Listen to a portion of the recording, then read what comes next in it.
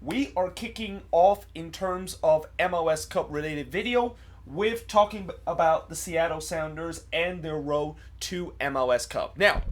I don't think I did this last year where I basically look at the two finalists and I look at their entire season result to see how in the world did they get themselves into MLS Cup, and that I think this season I'm gonna do it, and that I think from now on in terms of future MLS Cup I'm gonna be doing this kind of video where I look at how did each team in terms of their long hard fought journey to able to reach the ultimate game of MLS, which is MLS Cup. And for the Sounders, when I look at this season, this has been an interesting season for the Sounders because if you seen what has happened to the Sounders for the past couple of years, you would think, oh, they're always off to a bad start, and then somehow, in some way, they wake up in June, and then they just go on a crazy second half resurgence, and like next thing you know, that you find themselves in MLS Cup. That's not how this season went, and that in many ways, this season there has definitely been some ups and downs for the Sounders, and that there's been great moments, and then there are some moments that was very, very bad, and that there was time where really there was a crisis going on with the Sounders team. Now, most of those crises was due to the fact that they had suffered a lot of injuries throughout the season, and that when they start suffering those injuries, that's when the results start to go against them, which is why I always said coming into the playoffs, for the Sounders, if they want to get to MLS Cup, they got to make sure none of their star-studded player in that starting 11 is going to get injured. And thankfully, throughout this playoff run, they of course haven't had those back-breaking injury. And I guess maybe this season we haven't seen those kind of back-breaking injuries where you've seen in the past where teams tends to miss a couple of key players by the time they get to MLS Cup, and that I think the reason why we haven't seen it this season is because how short the playoffs is. I mean, there's no more two-legged kind of affair, which means that the playoffs this season is at least half as short as it was last season, which is why you are seeing players, many teams, they don't have like those kind of key injuries, and that it's almost like since the playoffs just goes like bang bang bang bang, before you know it, we're already into MLS Cup, and that players are pretty much still healthy despite the fact that they have pretty much flipped throughout the whole playoff run. But let us begin talking about the beginning of the season, and of course show you guys the date, the resort, and also the records each game by each game in terms of their season, and then I of course will get to the playoffs. Now, they start the season by winning 4-1 against FC Cincinnati, and that was the game where they actually find themselves 1-0 down early and score 4 unanswered goals to win that one 4-1. Then they of course beat Colorado 2-0 to improve their record at 2-0 before winning 4-2 against Chicago. And I remember this was a very exciting game, and a game where I think the Sounders, they were at once 3-0 up, and then somehow the Fire actually brought it back to 3-2, and things was getting a little bit tense for the Sounders, but thankfully they did score a late goal to basically make sure they got all 3 points in that game and get their first road victory and improve their record at 3-0. Now, they did drew against Vancouver 2 weeks later after the March international break, and throughout this season there are some resort that you're going to see from the Sounders that you're just thinking, how in the world did they actually not get all 3 points against that team, or how in the world did they lose to that team? And this is just one of those resort where how in the world did they of course draw to the worst team in the Western Conference by the end of the season. Now, to be fair, at that time Vancouver was still kind of respectable before they just kind of fall off a cliff, so I guess I can forgive the Sounders for not getting 3 points, and the fact that it is the so-called third wheel kind of Cascadia derby. Well, I don't even know if I can call this a third wheel Cascadia derby, because anytime when you have either Portland face Vancouver or Seattle face Vancouver, it's not as intense of a derby as you would see if Seattle and Portland plays together in the Cascadia derby. But they did rebound the following match by winning 1-0 against RSL to improve their season to 4-1-0. Then, in their only meeting against this year MLS Cup fixture between Seattle and Toronto FC, they of course won 3-2 against TFC, and I don't really remember what happened in this game, and obviously I don't expect to remember most of these results since throughout this season I have watched at least 200 or 300 games, so some of these games it doesn't really come back to my mind of what the heck happened in those games, but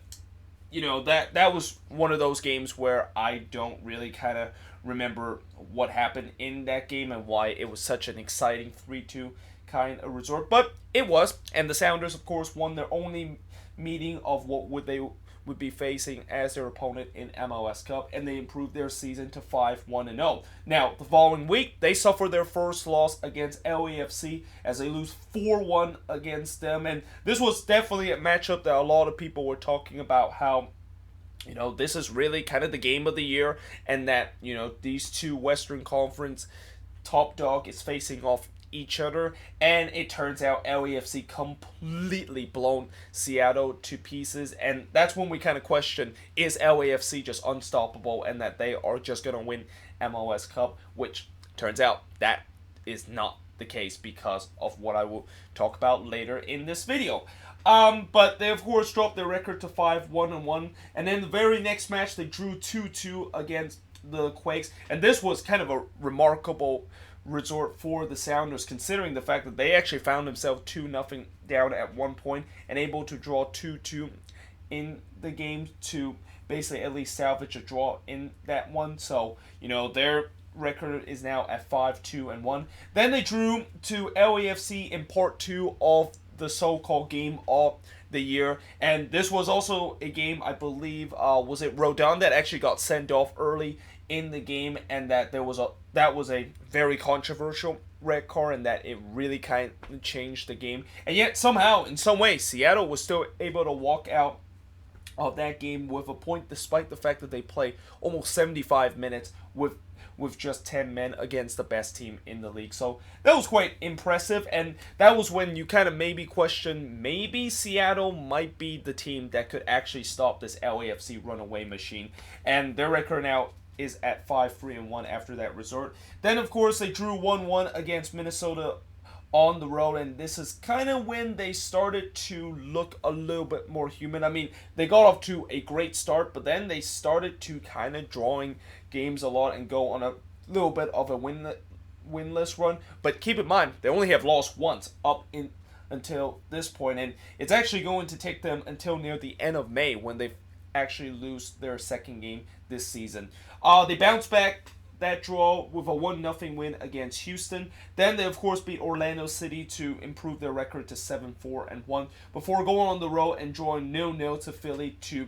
to basically now make their mark at 7-5-1. And the next game when they face against SKC, this is when I was talking about earlier of the fact that eventually they did lose their second game, and that this was actually a crucial stretch for the Sounders, because this was really when things are kind of started to fall off for the Sounders, and that this is when injuries really started to hit, whether it's guys that is participating in the Gold Cup, since the Gold Cup period usually start around here, or the fact that they were suffering some back-breaking injuries and that things were getting very, very stale from them. So they first, of course, lose SKC 3-2 on the road. Then they lose 2-1 against Dallas to drop their record to 7-5-3. And probably one of the low point of their season is losing to Montreal 2-1 on the road and drop their record to 7-5-4. And that, the Sounders, I'm pretty sure they were so happy the fact that they finally get the Gold Cup break after that game, because this team was really going down in a downward spiral with the way that they played during the end of May and heading into that Gold Cup break. Now, when they come back from the Gold Cup break, they of course got an easy 1-0 victory against Vancouver to improve their record to 8-5-4 before losing to NYCFC 3-0. And again, that was a game where, I think that was the game when I remember Schmetzer decided that,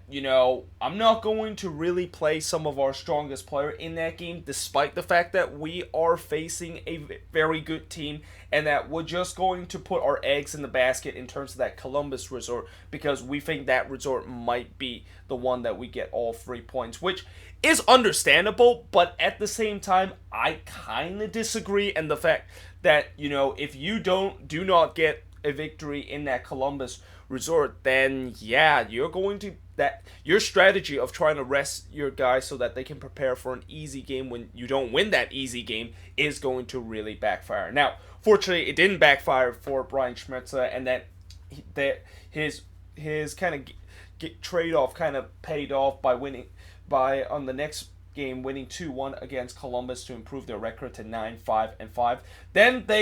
they won 2-1 against Atlanta to improve their record to 10-5-5, which I think this was one of the most impressive victory of this season. I mean, at that time, Atlanta was really a force to be reckoned with, and yet they were able to take them down at home and win 2-1 in that game. Now, unfortunately, the following week, they did lose to their Cascadia neighbor, Portland Timbers, to drop their record to 10-5-6, but they rebounded the very next week by winning 1-0 against Houston to improve their record to 11-5-6, before they, of course, lost 3-2 against SKC at home, and this is also the second part of their season where things started to go south for the Sounders again. The very next match, they drew 3-3 against New England to drop their record to 11-6-7. Then they lost 3-0 to RSL on the road, and this was another game that they were suffering a ton of injuries, and that their record is now dropped to 11-6-8 before drawing 2-2 against LA Galaxy in this game, and this was a game that they were very lucky that they draw this game. Have David Bingham did not make that howler in the 84th minute, if I remember from this game, they could have lost this one, and that this would have been 3 out of 4 losses for the Sounders, and this would have been really panicking time for them. Now, fortunately, the very next week, when things were going very south, and that it feels like the Sounders, they had their backs against the wall, they pulled off a huge 2-1 victory against the Timbers to improve their record to 12-7-8, and in the process winning Cascadia Cup. And we've seen so many times that in the past, whenever the Sounders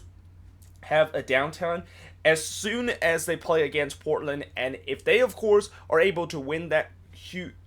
Cascadia Derby game, that's when things can start to turn around for them. And in some way, it kind of did start to turn around for them, because in the very next game, they, of course, won 4-3 against the Galaxy. But then, after that, they did lose 2-0 to Colorado, and this was a game that they were playing during the international break, and that they basically had almost no starting 11 player in that game against the Rapids. So, it's understandable why they, of course, lost this one. But then, following that, they, of course, pull off an impressive 4-2 victory against the Red Bulls. They did draw 0-0 to Dallas at home before losing 2-0 to DC to drop their records to 14-8-10. They did win 1-0 against the Quakes to improve their record to 15-8-10, and this is when really they kind of secured that second seed. Before, on the final day of the season, they won 1-0 against Minnesota to pretty much secure their spot in terms of getting that second seed in the Western Conference. Now, in terms of the playoffs, and in the first round, boy, it was very scary for the Sounders. And people forget that despite the fact that, how impressive the Sounders has been in this season's playoff, many people forgot that they actually came so close from getting eliminated. Because in this game between them and Dallas, it was really just a game of who can, of course, outlast their opposition. And fortunately for Seattle, they were able to outlast Dallas despite the fact that they blown the leads 3 times in the game, and that they can also thank Jordan Morris in terms of scoring that hat trick in that game to basically move them to the next round. But that game, you could maybe say that there was definitely some concern with this Seattle team, and that yes, they, of course, won 4-3 against Dallas, which is good, but they definitely cannot play like what they did against Dallas. Like, if they played like that against a much tougher team, which they're going to eventually face later on in the playoffs, then most likely they are not going to move on into the next round. Now, in the next match, fortunately, they did kind of play an easy opponent in RSL, and they, of course, won 2-0 against them. But the true test was when they faced against LAFC, and this was really the matchup that, you know, as I said during the preview, this was the game where a lot of people knew that this was going to be the conference final, considering the fact that if there's one team that could potentially stop LAFC, besides the Galaxy, which LAFC, of course, beat them in the previous round, it would be the Seattle Sounders, and it's shown earlier in the season that they, at least in some way, are able to contain this LAFC team. Well, not only they contained this LAFC team, but they absolutely shut them down in this game and pull off an amazing 3-1 victory at Bank of California Stadium to reach MLS Cup for the third time in 4 years. And yeah, that is basically where we are right now, when the Sounders, of course, facing against TFC. And there's no doubt that I think a lot of people are saying that the Sounders are going to be heavy favorites coming into this game against TFC. But as I'm going to do the Toronto FC version of how they got to MLS Cup, I will kind of tell you that maybe it's not going to be as lopsided as we think it would be, and that you definitely will not be surprised if in this MLS Cup that this matchup is actually as tighter than what people would think it is, and that maybe TFC, if they do get a win against the Sounders, you know, I think it's definitely something that I will not be surprised, and that we've seen so far this season, there has been a lot of upsets in the playoffs, and that, you know, we've seen teams that you would think that it's an easy win for them at home, and it's not. So that's going to be very interesting to see what's going to happen in MLS Cup, but I, of course, will give you the full breakdowns of that on Friday when I do the MLS Cup preview. But either way, hope you guys enjoyed this video. If you do, make sure you guys leave a like, smash that subscribe button, and like I said, I of course will be doing the Toronto FC Road to MLS Cup. I think I'll do that video tomorrow, and then I think either on Thursday I'm gonna be doing the news of the week. I'm not gonna do it on Wednesday because I'm actually going to a concert on Wednesday, and technically on Thursday I'm going to a hockey game, but I will do the news of the week right after when I get back from the hockey game, and then on Friday that's when I will be doing the MLS Cup preview. But either way, hope you guys enjoyed this video, and I will see you guys next time.